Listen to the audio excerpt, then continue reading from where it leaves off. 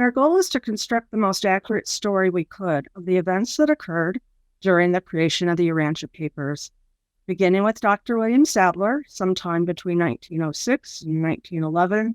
He, along with a team that was later assembled at 533 Diversey, began their partnership with the celestial agencies to create an epical revelation, one that could be sustained for almost 50 years. We are profoundly grateful to the many writers who contributed accounts of these historical events. However, as we attempted to coordinate the information that we found in different books, papers, letters, stories, and essays that occurred over this 50 years, some were easy to respond to and others just weren't. So they were kind of enigmas. And so I think that kind of carried it on for us, because sometimes some of the events seem random. But when we had our very first step of creating series that were sequential, we learned a whole lot and gained a bit more clarity in responding to some of the issues that had eluded us. By understanding the partnership between the human and divine, we can best understand a whole picture of the origin, history, and destiny of the Urantia revelation. Actually, it's two perspectives, not just the human, but the human and divine perspective that together helps us understand as one. So we started out with our grand partnership with this kind of little model, because it helped us think about who were the players in this original work as it evolved over time. We began with, of course, the Revelatory Commission, which we also called celestial personalities, our contact personality, the human subject through which all communication came through, the Contact Commission, the human contact group, which received the communication from the contact personality, the forum, which was really built as a group of people who became the human sounding board for all of the ideas that were presented to them, and then lastly, the human sources. And all five of these, I think, in our understanding, probably we could lay over that the role of each separately and together. So this was the 7 distinct periods that we identified for the creation of the Urantia Papers. It included the completion and the publishing of the Urantia book and the creation of 2 organizations that were responsible for the dissemination of the Urantia book. One was Urantia Foundation and the second Urantia Brotherhood. And as we created this kind of linear model, the sequencing, things became so much clearer about what happened when, what was happening in the context or the evolutionary context of the world, and why it might have taken 50 years for them to create this project and complete it and have a completed book. So just generally, we start in the early 1900s. And our first period is called the pre-papers period. And in that time, there was just a lot of testing going on. Testing of all of the different partners in this endeavor. From 1924 to 1929, we see the first set of Urantia Papers coming out. There were 57 of them. And in 1930, then, we see 57 papers going all the way to the number of papers we have now. And that was a really important step. So from 1930 to 35, we see the completion of what would be the second series papers. And they were very important because, as we know in the book, 1934 and 1935 are the time and dates that the book was established. We go through another review period, however. We don't just stop there, even though the papers had been upgraded. We don't just stop there. We have another review process. And that review process leads right into the beginning of putting the book into the book. And giving it to Donnelly, who was the printer. And then the last 2 series are really the gift that was given to us. And lastly, onward, which is destiny. All right, so let's look at origin, history, and destiny from two perspectives. We're going to look at it from the human and then the divine. And this was one of my husband's very favorite quotes. And that was, true perspective of any reality problem, human or divine, terrestrial or cosmic, can be had only by the full and unprejudiced study and correlation of three phases: origin, history, and destiny. And I think that's particularly important because I always thought it applied to us, but I didn't really realize that it applied to the divine as well. They had a reality problem, and that was the creation of an epical revelation for Urantia. If we look at it from a human perspective, then, what we generally see is we think about the history of the Urantia book from our perspective, but we don't always understand the reasons that it's inconsistent with other information that may have been reported. Different approaches for different problems that surfaced over time helps us better understand. If we consider history then from a human perspective, it begins in the early 1900s when the communication started. And the questions that we began looking at was, who created the Urantia papers? Who was involved? Were they trustworthy? Where did it happen? How did the communication between the celestial and divine occur? And of course, my favorite, why 50 years to complete this project? If we consider history from a divine perspective, now we're looking at it from a totally different viewpoint, which some of the questions one might ask: how do they bring truth to a planet with years of evolutionary backsliding, from betrayal and rebellion leading to a quarantine planet? How could the historical misfortune after misfortune affect the means by which the celestials could explain concepts that were complex to humans, and consider what it may mean with two deadly wars and threat of nuclear warfare all within this time frame, which makes the sequencing really helpful when you're trying to look at what was going on in the world and in the United States at that time. So this is one of the quotes that, almost everybody who was in the early days got a copy of a letter from Trustee, who was one of the contact commissioners, telling us that everything we needed to know, I'll just read that, all information concerning the origin and transmission of the Urantia book is provided in the book itself, not as a continuous narrative, but in passages scattered throughout. It therefore requires one or more reading to construct a good, excellent picture, a whole picture. And I used to I wanted to just say, I was ready to pull out my hair actually, because I didn't believe that. I really believed that none of the things that I was so interested in are in the Urantia book. So I didn't quite understand why she could so confidently say that. But when you look at it then as a whole picture, but with the celestials and the humans, you do really get a bigger picture of what things were going on at that point in time. But there was a plan, just not a human plan. And this is the coordination of personalities and circumstances. On page 865, 6, there, the midwayers' chief work today is that of unperceived personal liaison associates of those men and women who constitute the planetary reservoir of destiny. It was the work of the secondary group, ably seconded by certain primary groups, that brought about the coordination of personalities and circumstances on Urantia, which finally induced the planetary celestial supervisors to initiate those decisions that resulted in the granting of the mandates, making possible the series of revelations which this presentation is a part.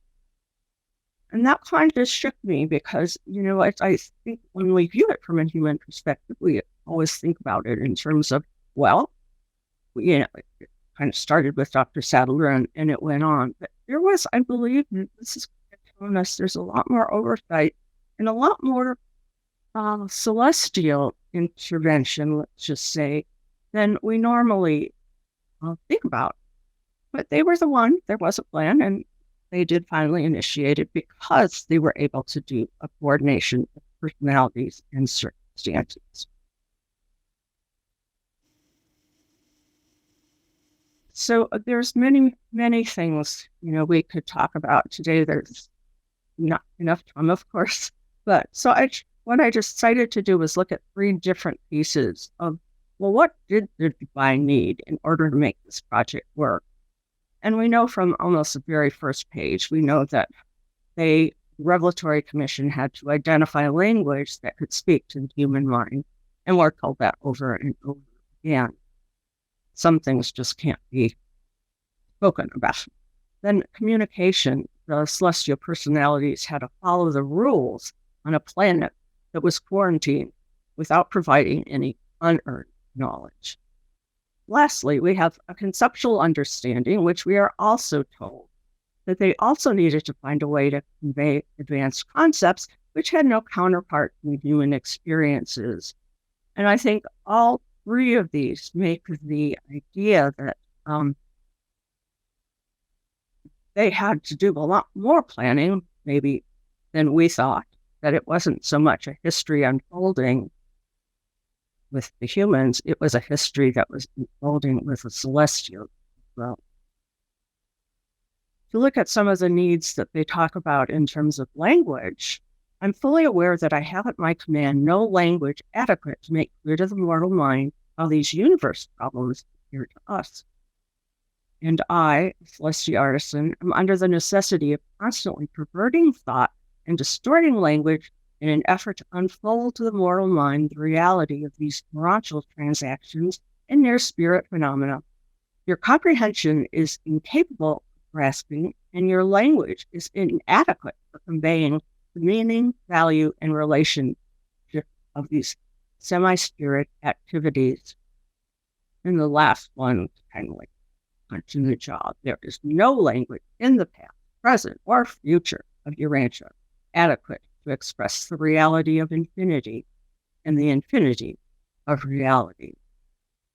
In terms of the communication needs that we have, this group, paper 44, talks about the experts of communication. Urantia likewise is served by 12 technicians of interplanetary and inter-universe communication. The Corps is concerned with all forms of space messages. On Urantia, much of this work must be accomplished over the Archangel. And then in paper 77, in the context made with immortal beings of the material worlds, such as a subject in which these communications were transmitted, the midwave creatures are always. And again, we'll see over and over again, primary, the secondary, they were all kind of our nearest partner because they're able to see things in a way that's closer to many of the other. And then, of course, this one is probably the most interesting in that the advanced concepts that they wanted to tell us about, but we already know were perverted as language. And in paper 2, we are also seriously handicapped in the execution of our assignment by the limitations of language and the poverty of material, which can be utilized for purposes of illustration or comparison in our effort to portray divine values and to present spiritual meanings to the finite mortal mind of man or the infinity of reality. We feel like the infinity of reality.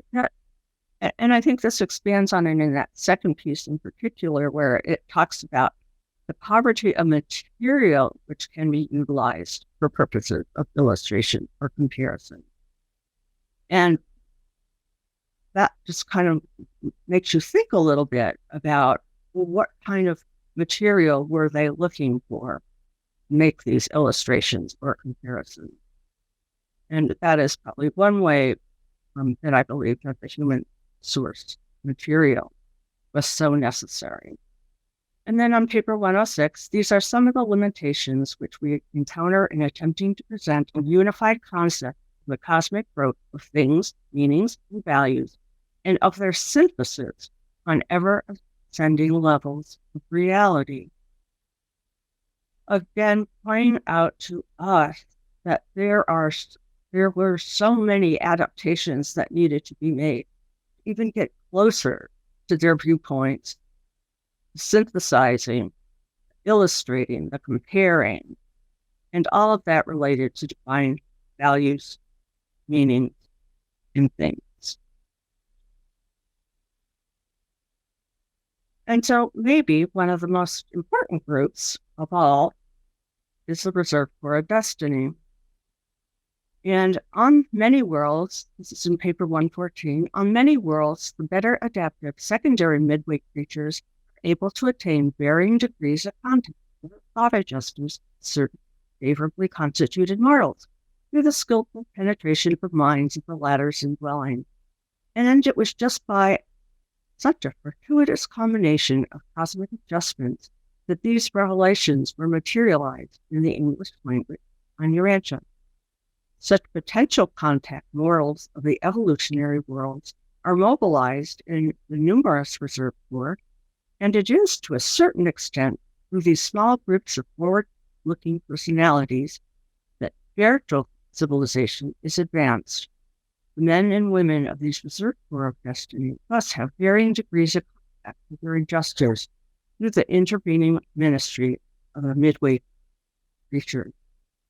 And, when I kind of started with the circle of people, I sometimes wonder now, that maybe the Reserve Corps of Destiny is kind of an overlay. Not that we can identify any of them, except the book does tell us contact personalities. However, we just really don't know who these people were and what role they played in bringing the revelation to Urantia. But we know that they were very important. So the question is then, what are some of the things that took place? What were the changes in approach that took place over time in the revelators' plans for Urantia? Because we know it was their plan, and they probably needed to make some adjustments along the way.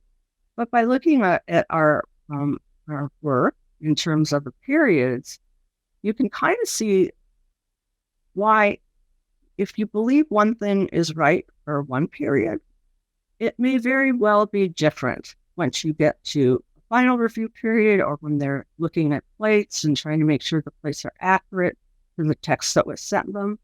There's just different ways that are in our historical literature that could be explained, maybe, because it happened at a different time for a different purpose.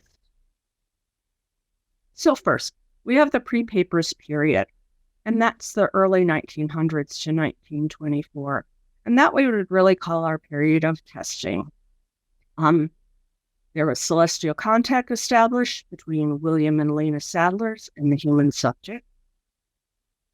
The forum, the Human Sounding Board, began at 533 to Bercy to study topics of daily interest, such as health and happiness. The Human Contact Group was formed, consisting of the Sadlers and Wilford and Anna Kellogg. And there was the introduction of many new and strange concepts of the universe.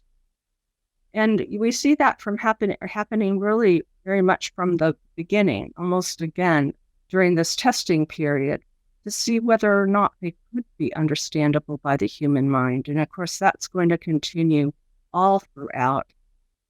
Now, in the first series papers, from 1924 to 1929, then, what we see is now we have changed roles completely. We are no longer the testers, but they have now been told move to the next step, which was to develop the first series of papers. And in there, they've launched the Urantia Book Project. Each group had been tested, and they take on a new role as a part of the 5 groups four groups we looked at, the questions asked of the forum and answers from the Celestials was the main strategy for developing Earth series papers. And at the end of this period, we have 57 papers completed.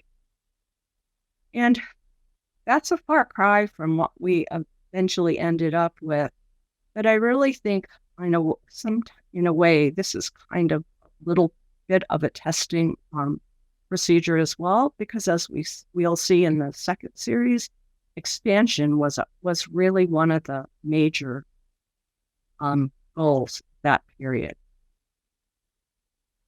In the second series, then, from 1930 to 35, and many will know that 35 date pretty well, but because in 1934 and 1935, we see that that's the point in the Urantia book where they say that it was done, it was finished.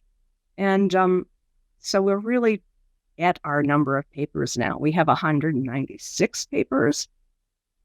Jesus papers were added during this period of expansion. Help make that 196. And again, thinking about this as expansion. So I think, in all of this, I feel sometimes like, well, the forum was very important and questions were very important, but I don't think they could get at the depth of understanding that they needed to convey these concepts through the forum. And so I believe then we had not a search, they probably already knew, but there needed to be experts in some things in order for them to get closer, making it understandable to the human mind. And that's why this expansion period was 5 years. However, within that time, we went to our 196. Now, I'm going to go back to thinking about things from what happened next. So in these final set of periods, in 42, 35 to 42 was where they were reading again. The forum was reading again the Urantia papers. We also know World War II occurred just during that point, and many of the former forum members actually went away and served as well. And in these times then, things start changing in terms of the kinds of communications that were there at that point in time, because we have a book that's virtually completed, but the forum is still reading papers, the Jesus papers. So again, we see this constant reiteration and the care to make sure that this was as understandable as possible. Then we leave to the plating process, and in the plating process, we also find they needed to be checked very carefully. So I think that kind of leaves us to the place where we can say pretty confidently that this was an event, a series of events between celestials and humans that was able to create these papers, and that accuracy was always an issue from the beginning. And I'd like to just close with this quote. So I thought it kind of tells us a bit about how we are when we look at things from a human perspective. The time unit of maturity is proportioned so to reveal the coordinate relationship of past, present, future, that the self begins to gain insight into wholeness of events, begins to view the landscape of time from the panoramic perspective, broadened horizons, begins perhaps to suspect the non-beginning, non-ending eternal continuum, the fragments of which are. So, Marilyn, thank you. And I can't tell you what a joy and a delight it has been to work with my sister, Marilyn. And I want to say it's been so illuminating, and why we are committed to it. Well, one reason is that the Contact Commission was told to write a history.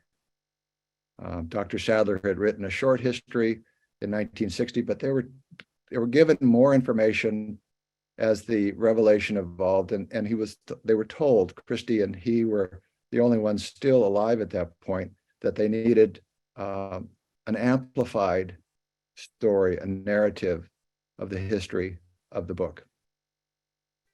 And at the same time, we learned that the origin piece of the story was a mystery, a masterful mystery.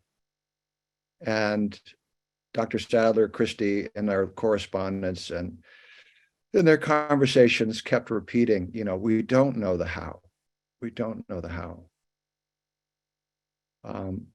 But the book, as Christie and dear Marilyn alluded to in the quote earlier in her letter, the book speaks for itself. And they would tell people, don't spend too much time looking at this piece. Spend time with the revelation, because that's the piece that will transform.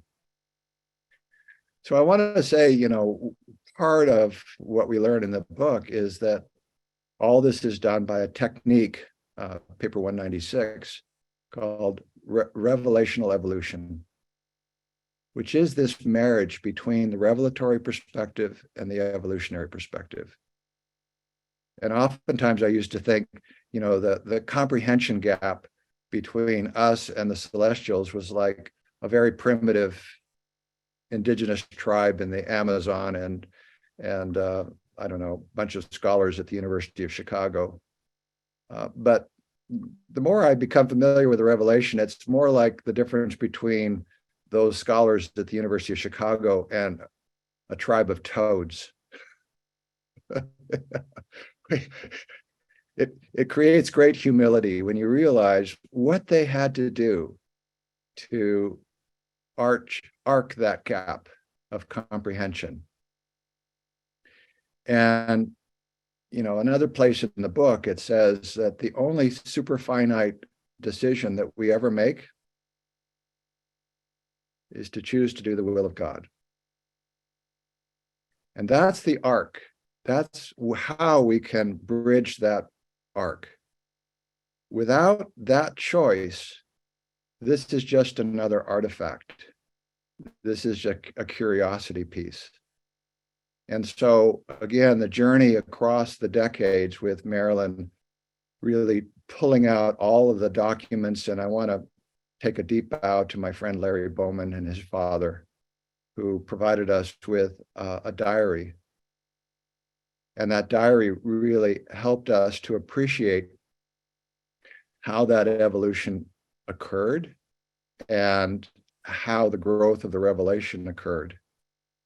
But let's go back to the first period. So in 1900, in Paris, there was an exposition, and nearly 50 million people came through Paris to see the exposition. I think the Eiffel Tower had been constructed, and there was all of the modern technology and inventions.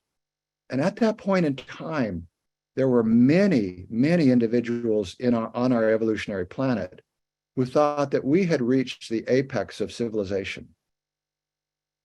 In fact, there was a Frenchman named Auguste Comte who felt that religion would now be displaced by science, that the human mind had reached the apex of truth and beauty and goodness in ways that would never be exceeded. Cars, airplanes, all kinds of things. And in 1912, you may recall the image or the symbol for that was the SS Titanic. People thought this is it. This was the end all be all. But by 1914, the Titanic lay at the bottom of the ocean, and 25 million soldiers across Europe were ready to go to war. And during the course of the 20th century, as we all know, looking back, more people were killed by this human invention than had been killed in all the previous ages, the history of man. And so what the revelators appreciated, which we did not in 1900 appreciate, was that there was about to be a crushing sequence of events on this planet that would require revelation. And tip of the hat, wag of the tail, as Stephen Colbert says to the revelators. or maybe it was fear, because we know the prior epical revelations, there were sons, bestowal sons, which is the second phase of the divine plan of progression.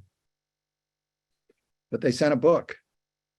And we are, as far as we know, the only planet has ever received a book as an epical revelation. And that's a very unique thing. And what we have come to appreciate is that, like a fine piece of music, and Dr. Sadler alludes to this in his history, or a fine piece of poetry, a book carries that melody through the ages. And so we have this compass in front of us. And what we recognize is that this compass gives us, as the book says on page 1, the opportunity to expand our awareness, to realize that we live in a friendly universe. And not only that we live in a friendly universe, but that each of us is indwelt by the most amazing of gifts, part of that masterful mystery, the thought adjuster. And so the challenge is to get the toads to connect with the divine within. And as the toads begin to connect with the divine within, the revelation becomes more comprehensible. And so that first period was a very interesting period. Dr. Sadler said they had their perspectives enlarged in ways that was just mind-blowing. And Dr. Sadler, being the scientist that he was very skeptical. And so here I want to tip the hat to my hero, Dr. Lena Kellogg Sadler, who was the one who first believed that this was truly a revelation. So again, the hand that rocks the cradle fraternizes with destiny. Tip of the hat to all you women. And so part of the journey has been to appreciate how, as toads, we began to appreciate. Even in 1929, after the first series papers, Dr. Sadler got in front of the forum and he said, "You guys need to maintain your objectivity. You're losing your objectivity, and I'm a little concerned. You know, this might not be an epical revelation." And virtually every member of the forum just started getting up and giving testimonials saying, "I don't know what this is, but it's changed my life, and I'm not going anywhere else. This is my text for the rest of my life." So during that period of the pre-papers period, Dr. Sadler was running around clipping wires. He was debunking spiritualists and seances and so on and so forth. And they were exposed to this amazing couple. And again, tip of the hat to Lena, but also tip of the hat to the wife of the sleeping subject, because it was she who was a patient of Dr. Lena's, who went down and said, "I need to have you come and see my husband. He's doing things during sleep that just doesn't make sense." And that's how it all got started. And as you may know, Dr. Sadler was an expert in discovering, if you will, how this paranormal experiences, how they unfold, and how they really are primarily related to the mind at mischief, as the book is called. So it was during that first period that they had that exposure. And during the second period, where again, Melchizedek comes on February 11th, 1924, and says there's something wonderful that's about to happen on this planet. So immediately the human contacts realized that there was something extraordinary that was about to unfold. And sure enough, it did. And as Marilyn said, I think that the Revelatory Commission had a lot of the material pretty much already in hand. They had delivered to the Sadlers a manuscript early on in the pre-papers period, and then they delivered the first series papers, which included the 457 papers. And then they recognized that this tribe of toads was still not quite getting it, and they recognized they needed to do a little more. And the beautiful thing is, during this period, again, if you go back and you think about what was happening, you had the pandemic, the Spanish flu, which killed upwards of 50 million people across the planet. You had World War I, which was absolutely devastating to Europe. You had the Depression, which was absolutely devastating to global economies. So from an evolutionary standpoint, that optimism and that good cheer of 1900 in Paris at the exposition had quickly evaporated. And what also quickly evaporated was the appreciation of God and the appreciation of personal spiritual experience. So we can see today that the level of individuals who actually believe in religion in Europe is very small. And no surprise, look what happened to Europe over the 20th century. And so the question of evil, which my friend Byron Belitzos is going to bring to the IC here in Chicago shortly, became a huge question for many people. And what do we get in response? We get the fifth epoch of revelation. So the Revelatory Commission, I think, anticipated these evolutionary developments. Also, what we learned is that during the second and third periods, during the first series of papers and the second series of papers, you had an explosion of knowledge on all fronts, scientific, philosophical, and religious, and spiritual. And that explosion of information, that explosion of insight into how reality functions. My hero is Ralph Tyler Flewelling, who was the chair of philosophy at USC in Southern California. And for 50 years, he held that chairmanship. And he's the one who wrote a book called Creative Personality. And it wasn't until that book was written in 1927, I believe, that the revelators really had the material they needed to begin to explicate the idea of personality within the context of the fifth epoch revelation, which, as many of you know, is very different than the idea of personality that you would learn in a course on psychology at any college campus. So that explosion of knowledge allowed the revelators to really sort of fill out the gaps that were there, that were missing after the first series of papers, gave us a kind of completion point in 1934 and 35. And then we get, so put in your head 57, 62, 77. I'm an accountant. So 57 first series papers, 62 the second period. So 62 more papers, more than the first series. And again, we were very blessed to have the Bowman Diary, because we could see, right, the first 5 papers, right, went from, what was it, 2, Marilyn, to 5.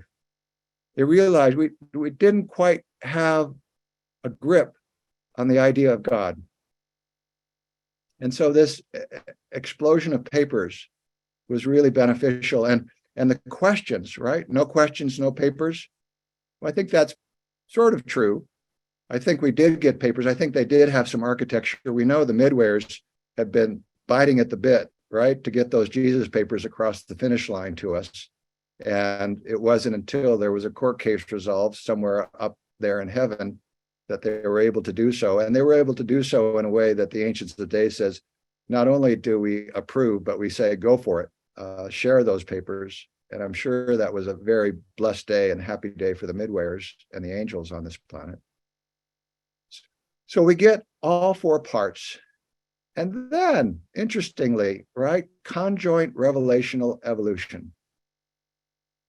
Then we get, and they anticipated this. They said there's even greater devastation coming down the pike. We get World War II. We get Hiroshima. They anticipated that. And so we got in the story, in the narrative, a stop the presses, right? Because we were in the process in that period after the final review of beginning to plate. We were beginning to get things ready. And so you'll see in the book when it comes, you'll see the images from Donnelly of what those presses look like. It's far cry from today and digital printing.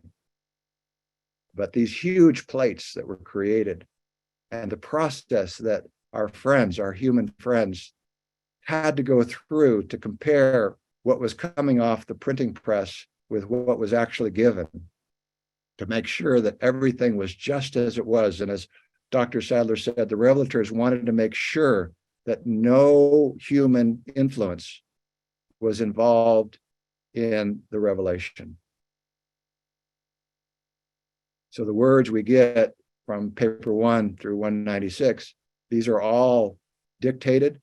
They are all indicted by these individuals, and they don't call themselves authors. I think there's one place where the word author is used. It was a technique, again, a mystery, that we don't know the how, but we sure know the why.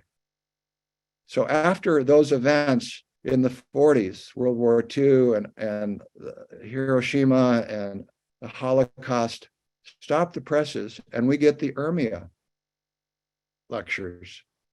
And the Urmia lectures were a function of a fellow, and all of these human sources were sort of cultural heroes in my estimation. And I've had the joy of reading, along with my brother Steve Dreyer, a lot of these books. And Emery Revs, who wrote a book called Anatomy of Peace, and he was the literary secretary to Winston Churchill, who we believe was a reservist, wrote this book, and it was a blow-away book. Everybody at the time was just astounded at the wisdom that Emery Revs had shared in this book, as were the Revelatory Commission. And so a lot of the material that you see in those Urmia lectures are a function of that text and of the insights that emerged as a result of really difficult moments. And that's kind of what I want to underscore here. This revelation, and I think that's a big piece of what Marilyn and I want to get across, is that it was born like a mother gives birth to a child in a moment of excruciating pain for the peoples of Urantia. It was born out of a spirit of matchless goodwill, abounding love, and unfailing mercy for the peoples of this planet, as if we were the only inhabited planet in all of the universe of universes. And for me, it's been a religious experience to sort of move through these periods, to see the extraordinary courage and character and commitment of the human side of the equation, but also of the revelatory side of the equation.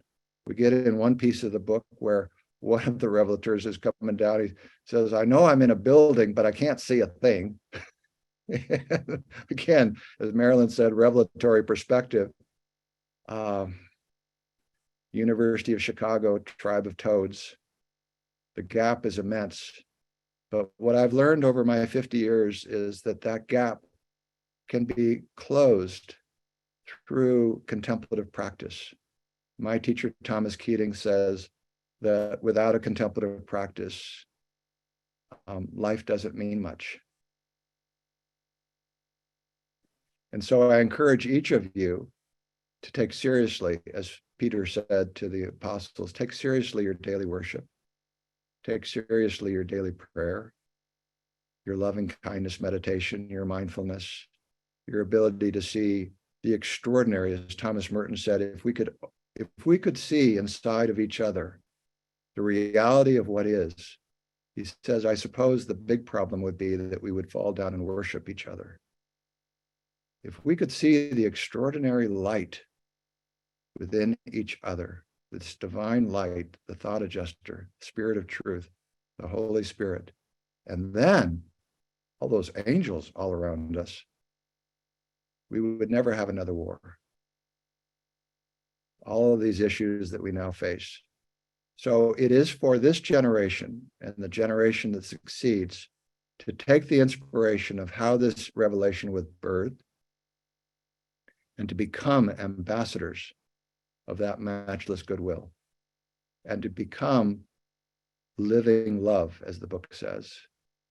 And so I tip my hat to the early pioneers, to Christy, to Doc, to Lena, to the wife of the sleeping subject, to all the parties that were involved. And did they have difficulties during the period? Yeah, they sure did. They had conversations, but the baby got born. And the baby is here. And the question is, what are each of us going to do with that baby? Thank you very much, Gard, and thank you again, Garland. This is another round of applause for Gard's portion of the presentation. Gard referred to it a little bit. This work is going to culminate, right, in a publication of your work, which we're all looking forward to. And what's the status, and when can we hope to read it? Well, I'm doing the referencing right now, and sometime this year. Oh, great. Larry. Yes, Gard, I think I heard you mention that the Contact Commission had some kind of a manuscript before the Urantia Revelation actually began. And I'll preface that by saying that I was a participant at the First Society's February 11th centennial celebration.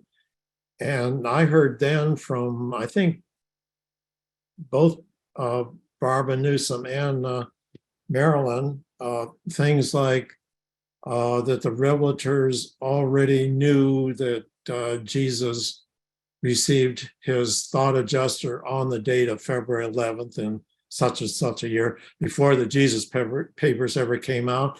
And apparently also the birth date of Jesus' birth date was also known too. So is that an example of what you're talking about? Because I never actually heard about an actual manuscript before. Harold Sherman wrote a book, How to Know What to Believe. And in that book, he, articulates that, there were over 250 visits with this couple. And at one point, this manuscript shows up, and Dr. Sadler says, okay, now we're going to bust you. We're going to take you in, and we're going to have you investigated by psychologists, by magicians, Howard Thurston, who was one of the great magicians of the time. And we're going to check your muscles, right? We're going to check your grip, because in order for you to write 400 and some pages, 70 pages over a night, your muscles are probably pretty tired. We're going to check the muscle grip. None of that, right? None of that. So again, what we don't know is the relationship of that manuscript to the first series papers. So we don't know the relationship of the first to the second, or of the second to the final piece per se, because there were changes all the way along. Okay, Thanks. Vincent? Thank you so much. What a great presentation. And there was just one point, and I'll make it very brief, that you said that sort of helped me out in my study of the Urantia book, which I've only been studying for 3 years now. And that was, we can get hung up on one maybe chapter of the Urantia book, and it so clouds our vision of all the other chapters. That old little analogy of the squirrel who holds so much of the bad nut to his eye, he doesn't see all the good nuts beyond. And to be frank, I'm hung up on paper 51. But anyways, the point that you made earlier, don't get too hung up and focused on one little aspect that you lose the view of the rest. And I kind of appreciate that today. Vincent, you make a very good point. But I will tell you that the IC, I'm going to do a presentation called The Prevalence of Nonsense. The prevalence of nonsense and its race. So what we're going to share at that workshop at the IC is that the author of The Prevalence of Nonsense was a fellow named Ashley Montague. Ashley Montague was an anti-racist. He believed that race was a culturally constructed concept, which is what virtually all biological scientists now understand, sociologists as well. But what we know is that there's a revelatory perspective and an evolutionary perspective. What we know from the revelatory perspective is that race is a fact. What we know from the revelation is that there's been a melding of the races in such a manner that it's hardly distinguishable. But the bottom line is that the Urantia book is an anti-racist text. And we're going to increasingly bring the evidence to show that. As Sir Hubert Wilkins says, he was one of the great, he was right there with Lindbergh and with Earhart and all the great explorers of the early 20th century. He said, the reason I believe this is a revelation is its utter consistency. And that's why your point, Vincent, is so important. Unless you see the whole forest, you'll get lost in the trees. Thanks for that. David, Henry. What is your perspective on the extra revelator communications that they had prior to the printing of the book? I've heard a number of other things, like Melchizedek's coming 500 years from now. They said that. I had never heard that until just a few years ago. So, you know, what kind of things are you aware of that you haven't talked about so far? Thanks, I appreciate it. One of the things that we've found in our kind of research is that a lot of things were put into minutes. A lot of what could have been considered maybe revelatory notes were actually entered into either the Urantia Brotherhood's or Urantia Foundation's files. I think, you know, we try to be careful in the book about using them because we don't exactly know their status, but if it is in another document, that meant it was left to be used. I will add, you know, we get in the book the essence of those, as Marilyn said, inter-office memos, those sharings that Christie gave and that others gave. But we get the essence of what they basically suggested, and it's called secular materialism. And what we see right now on the planet is a huge battle over this ideology. And what we're told is that the Urantia book was given a little early, and it awaits an age in which people will actually hunger and thirst for righteousness, hunger and thirst for righteousness. And so we are given the privilege of sort of setting the stage for that period, but also recognizing as we look across world events that there is literally a huge battle right now over this ideology of secular materialism. And I will tell you, being a professor of world religion at the University of Nevada, that all of my students, with one or two exceptions, are spiritual but not religious. They do not care for religion, and they do not care for religion for very good reasons. And so we have a job to do, and that is to show how true spirituality shows up and why religion as an institution is a necessary channel of that quality of energy. Thanks for that question and those answers. Saskia. Now, what I want to announce is that, you know, many of you know that Matthew and I published the Sherman Diaries, or the Urantia Diaries of Harold and Martha Sherman. And we also published the Urantia Notebook of Sir Hubert Wilkins. But our latest project is, together with Larry Bowman, we are publishing the Clarence Bowman Diaries. And we went over to visit Larry a little while ago and scanned them all in, all the ones that relate to the Urantia book, not every day of his life. And I'm working on that right now and transcribing them, and they go from 1923 all the way up to 1959.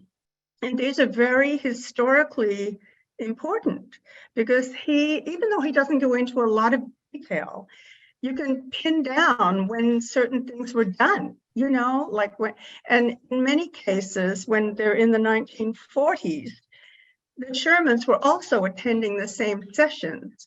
So you can see that they both were reporting on the same papers being read and many other things that for historians are very valuable information.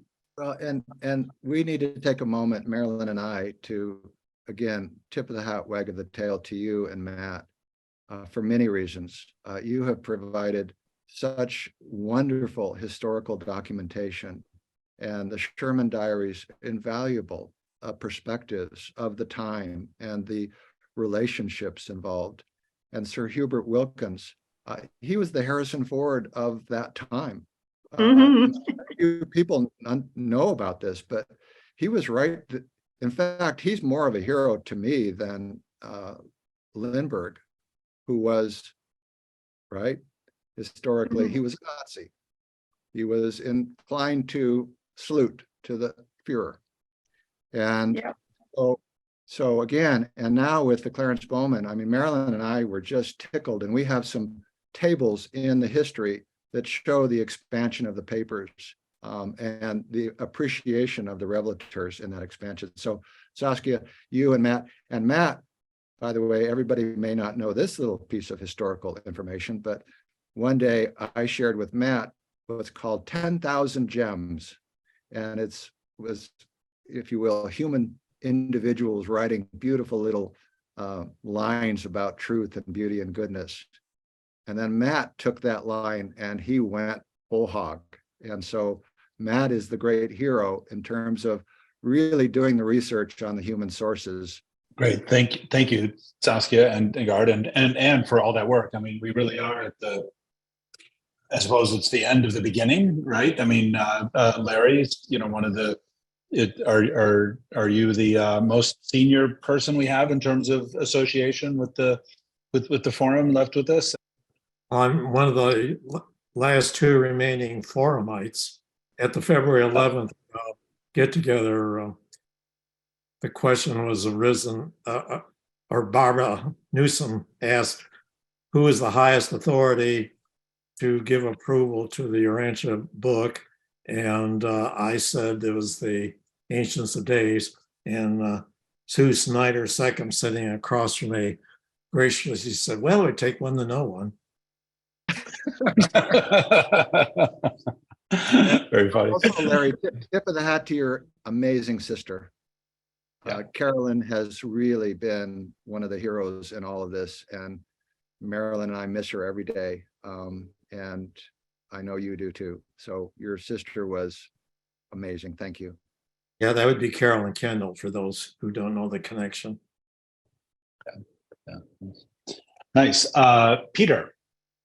I guess my perspective has always been, that the best way to get people to know God as a Christian my whole life, Catholic for most of it, the best way to get people to know God and want to know God is from the position of human suffering.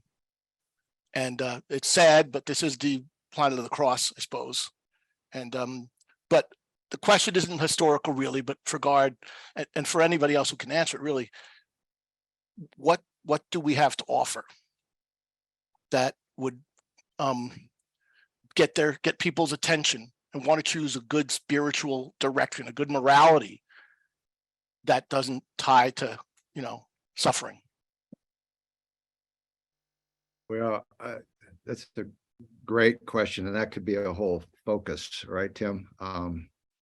But I've come to the appreciation that my path is the path of the broken heart. And I think what I tell people is that every time it breaks, it grows a little bit.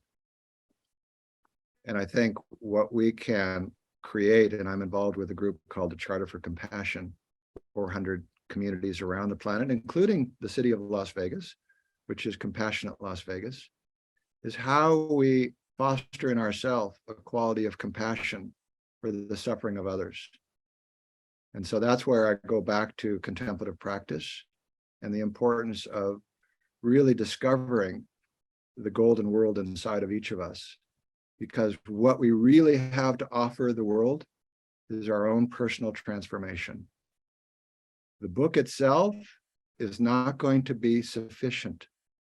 What's really required is for people to see the book living in the lives of individuals, just as I did that night across the dinner table from Emma Christensen. When I saw the little twinkle in Christie's eye, I realized there was something that I want. And I pray for each of you that you, before you leave this planet, have that twinkle in your eye.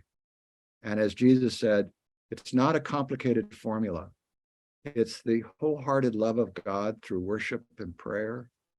And it's some quality of selfless service, whatever it is. I just watched Otto with Tom Hanks, right? It's an interesting movie. But it's the transformation of the soul to realizing the narrative is not about us.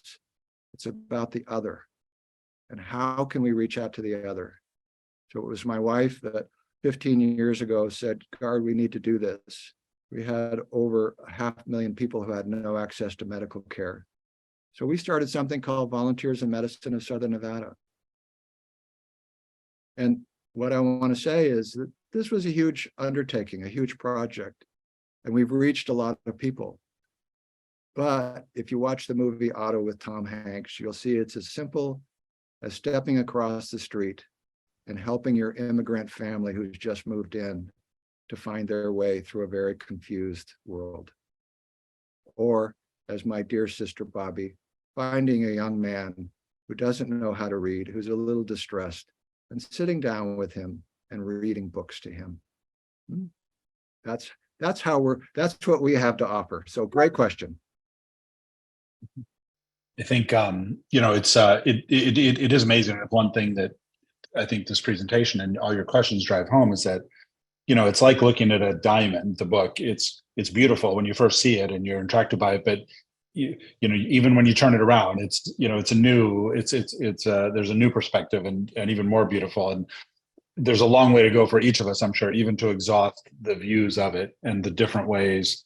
And that ultimately, that's how that there's something to it, right? Yes, it's consistency. Yes, it's has a quality to it, but it just keeps yielding fruit. And we are, even though it's getting close to 100 years, we're still scratching the surface. To mix my metaphors, you don't want to scratch the diamonds.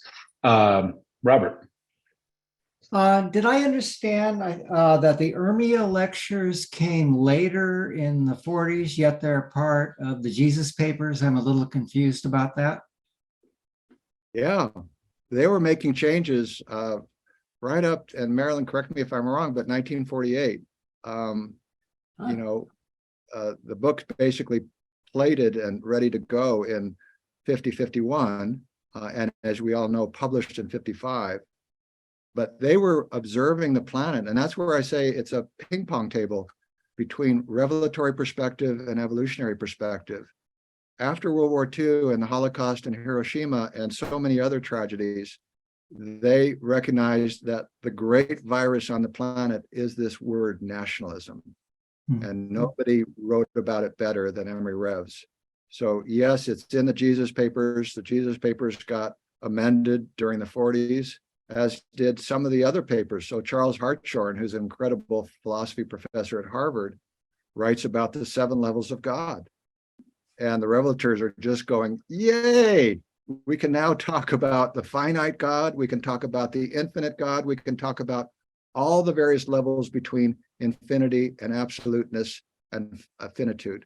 So again, these human sources were absolutely instrumental to the success of the revelation. And I see my sister Sherry. Hi, Gard. Hi, Marilyn, everybody. Good to see you all. This has been fabulous. Thank you so much. I have a question for both you and Marilyn Gard. The first is, what fact have you learned that has simply knocked you off your feet since starting this project? For me, it was the sequencing, probably the fact that we can look at different periods where different things occurred once we did the sequencing, and that put everything in perspective. Now we can talk about World War I, we can talk about World War II, we can talk about the Depression.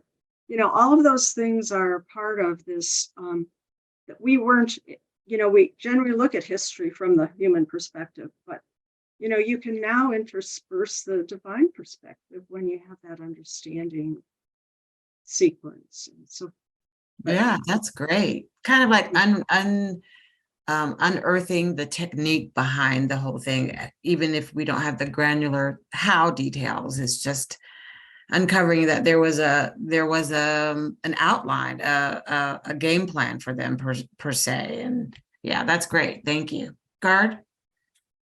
What I would say, the great fact that I discovered is the value that we live in a mercy-dominated universe. And when you observe the history, which again, we all too often forget, but the history of the 20th century, an amazing history of both exploration, insight, brilliance, and genius, and the banality of evil as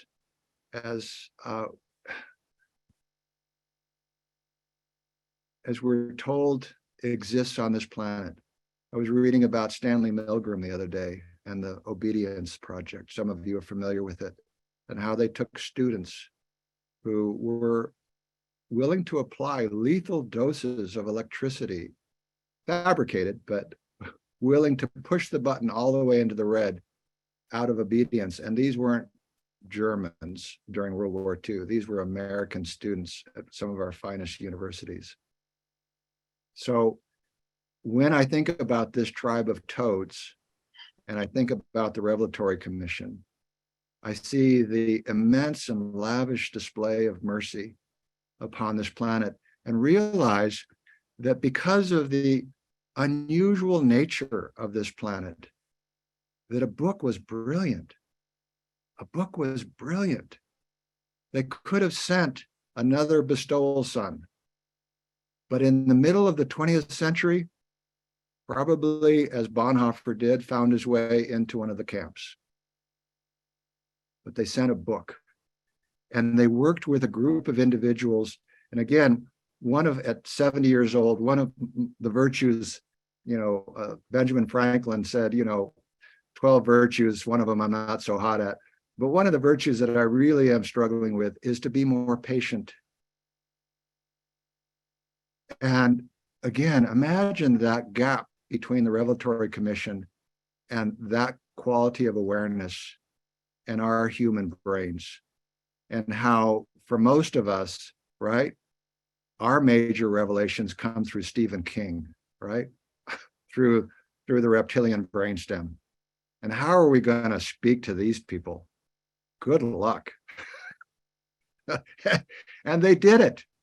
And they did it. So we live in a mercy-dominated universe. That was the great fact that emerged for me. Thanks. Yeah, good question. Good answers. Mark. How do you think we should gauge the success of the revelation? Or to put it another way, how do we gauge the success of mortals in spreading the teachings of the revelation? I think we've tried to measure success, in my long career being involved organizationally. I think we've tried to say, well, this will lead us to this measure, but it never really works. And, I think the measure of success is the idea that we can leave seeds all over this planet.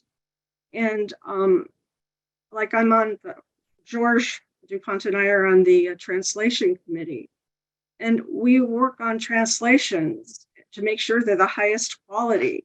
That to me is a measure of success, because we've allowed more seeds to go out to the world. So that's kind of how I view it, as a spreader of seeds. And it may not be the book itself. It may be something totally different, as Gard talked about, with compassion and others. But I kind of consider myself a seed sower. Yeah.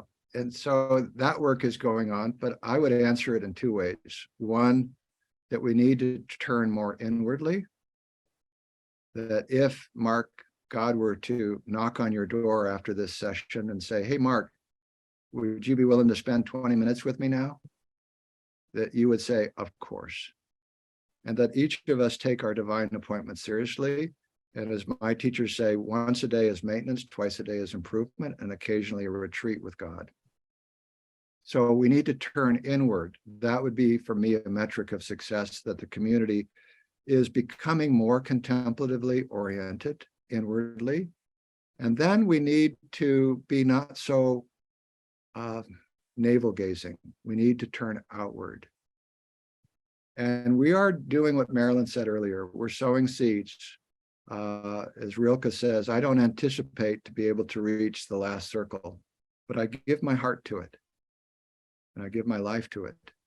And so if each of us as Urantians could be as dedicated as those early mortals who were part of the human team were, to both that inward dimension, and Christy mentions this often in her closing speeches, and then in some fashion finding a way to turn outward, whatever that might be, find a way to turn outward. And I would suggest to you that being part of the revelation, being part of Urantia Foundation, for me is not enough. I have to actually touch human faces. I actually have to, I'm looking at Berlin, I have to go and be with communities in the Philippines, and I have to see transformation in those communities. And it's not just about bringing the revelation, it's about bringing hope. Yeah, it's a good question. You could ask it the other way. How do we know the world is coming around to the values of the Urantia revelation, right? That's really the thing that proves it. But one of the ways that, at least as an incremental step, is that when I think we start to see more, we probably have over the last whole 100 years, you start to see more and more of the things in the book reflected in larger society, whether it's intellectually or spiritually, and eventually we know it will all come around. And one of those things, and Gard mentioned it very briefly, Brian Belitzos has just published a new book about the problem of evil. And it's significant not only because it has great content, but it's not a Urantia book publication. In other words, it's not a book focused on the Urantia book, but it does discuss the Urantia book, but it does it in a way that, the same way it discusses other philosophical and religious texts. And it's a very and it was accepted and published as a scholarly work, as opposed to just, a Urantia project. And this breaking down the barriers between, what we're doing here and under the auspices of all the organizations we all support and work for, and sort of the wider general, whether it's academic or social community, and having those ideas become commonplace currency, just like we have so many other ideas from human history that everyone shares and talks about. That's a very exciting transition, right? Out of the cult, if you will, setting to larger social discussions. One of the metrics, Mark, is how we are connecting with the world of religion. And what I will tell you is that religious leaders across the planet are now fully aware of the Urantia revelation.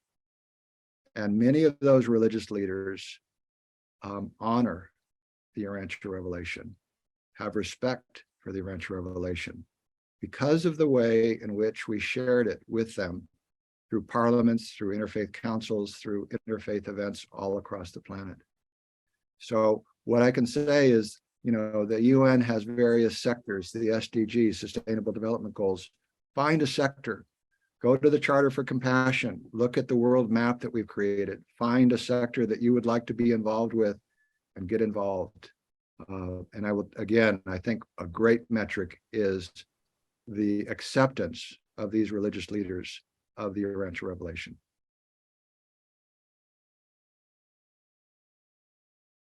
You're welcome. I hope everybody has a nice rest of the weekend, and we'll see you here again. See you. Bye. Thank you. Thanks.